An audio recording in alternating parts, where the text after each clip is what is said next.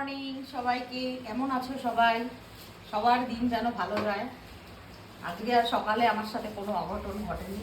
আজকে একদম মানে গভীর ঘুমে ঘুমিয়েছি, একদম এক ঘুমে একদম 8:30 বেজে গেছে। এখন ভাত বসাচ্ছি, এটাতে বাচ্চাগুলোর ভাত চাল ধুচ্ছি। এটা যে আমাদের চাল।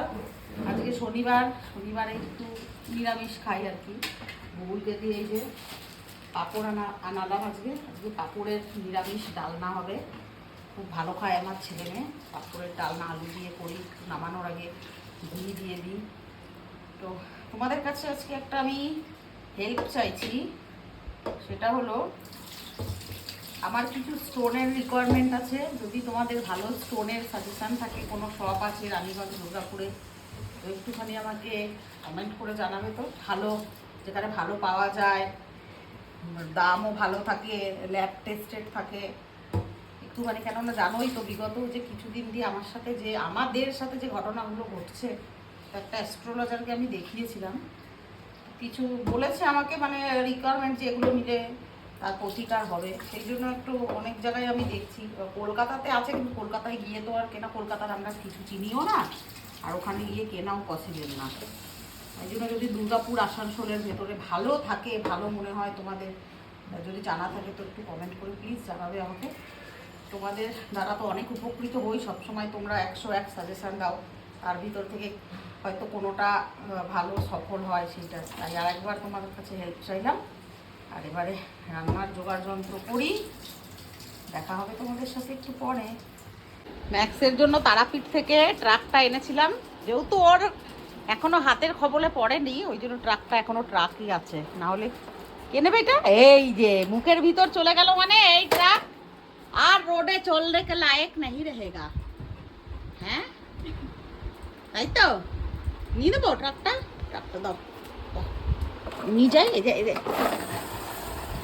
এই বাবু দেখবি, ছোটার কাছে চলে গেল। এই দেখছো না,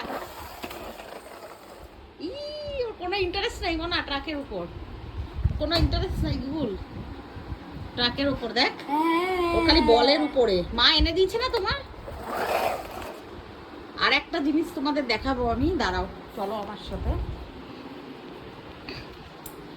এইটা দেখতে পাচ্ছ, এটা max our life home sweet home. এটা এনেছিলাম মানালি থেকে ম্যাক্সের। আমরা যেখানে যাই ম্যাক্সের জন্য কিছু না কিছু এমন স্পেশাল নিয়ে আসি যেটা সারা জীবন মনে থাকবে। ও আমাদের লাইফ।